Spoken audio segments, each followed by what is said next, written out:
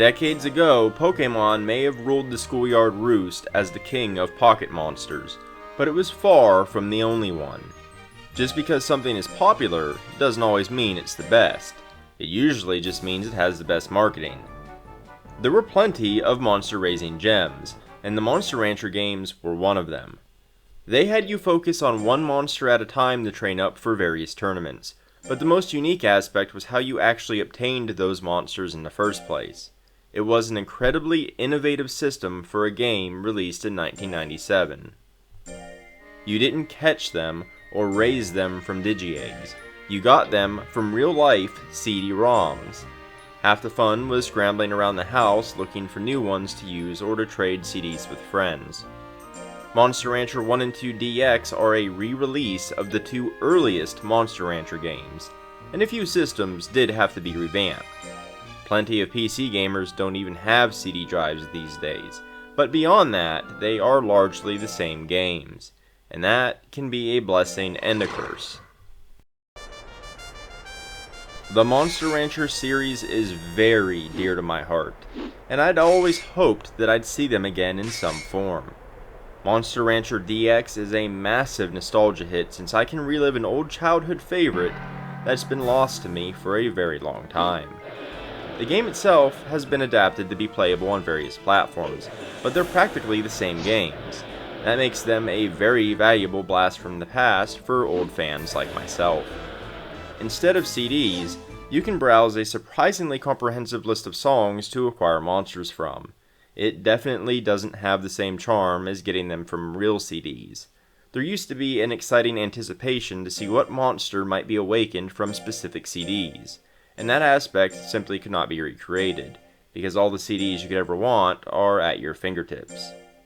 The system itself is perfectly functional to experience the rest of the game though. Both Monster Rancher 1 and 2 are very similar, so most of what I say is going to apply to both. Monster Rancher 2 is the better game, but the first one has a lot of charm that its sequel is missing.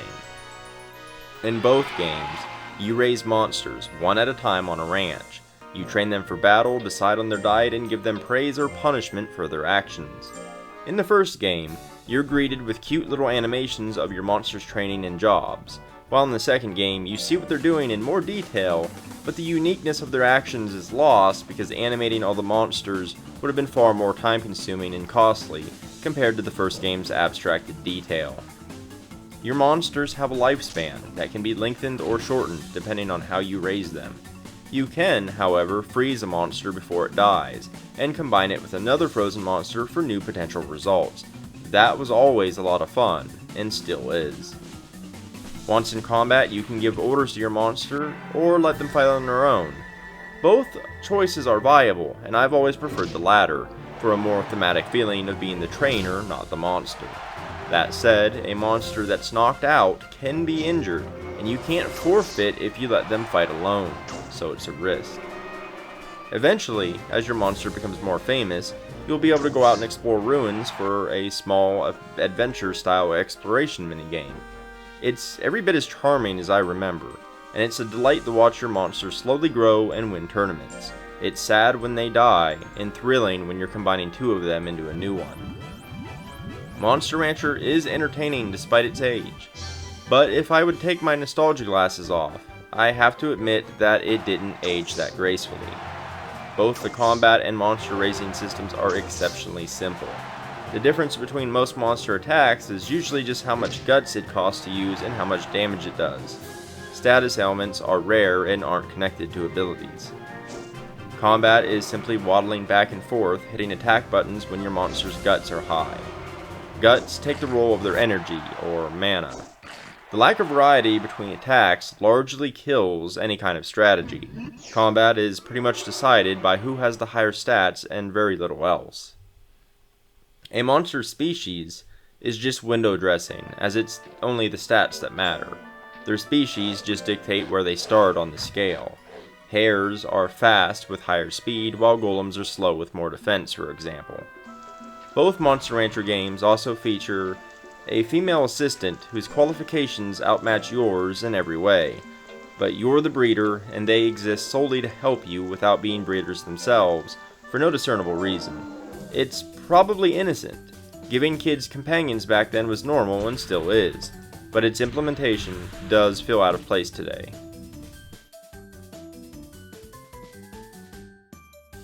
There's nothing truly wrong with Monster Rancher's mechanical design. It's just a product of its time, and that time is over 20 years ago. It simply can't match today's standards, but it isn't meant to either. Monster Rancher 1 and 2 DX are love letters for fans like me that grew up with the series. I absolutely love that it exists, and I will cherish having access to it. I just don't think it's going to be able to convert newcomers, especially without the CD gimmick. Even worse, I feel like it may turn them off due to its shallow nature. It's a faithful remaster that will send old school fans on a serious nostalgia high without tainting your memories of it, and that's fantastic. Newcomers might not be swept off their feet. Its gift of pleasant memories may only work out for fans of the classics, but that's okay, because we've been waiting a really long time. I'm ecstatic that Monster Rancher 1 and 2 DX is a thing that exists on my computer. I'd given up ever seeing it again, and I'm incredibly happy that I can play them now. I can also acknowledge that excitement stems purely from playing the game in my childhood. It's not going to impress anyone without having a pre-existing emotional attachment to it. That said, I'd love to see the fanbase grow, so I sincerely hope this is a first step into a Monster Rancher resurgence. The idea of a next-generation modernized Monster Rancher game makes me incredibly giddy, and I hope that enough fans pick this up to make that a possibility. I think there's room right now for a solid monster raising game that isn't Pokemon, and I'd love to see Monster Rancher fill that space. To recap, the pros. It's a faithful remaster of the originals. The animations are incredibly charming, and it has an impressive library of music to pull monsters from.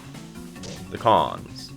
The music library doesn't have the same charm as pulling monsters from CDs, and the game didn't age well. It's pretty shallow.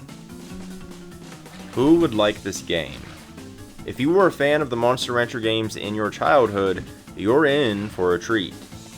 If you can appreciate old games for what they were, you may be able to see why it had a cult following. If you want a simple monster raising game that you can play while multitasking, Monster Rancher DX would be a good fit. Who won't like this game?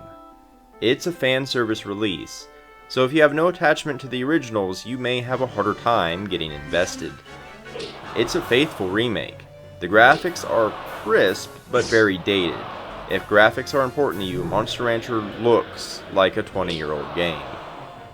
And that is Monster Rancher 1 and 2 DX. Thanks for watching my review. If you enjoyed this video or found it informative, liking and subscribing is immensely helpful to me. It really boosts my visibility on YouTube. I've also left a couple links down in the description below. One on my website where you can find the bulk of my written content, and a link to my Koei page if you feel like tossing in a donation. But in any case, thanks for watching, and until next time.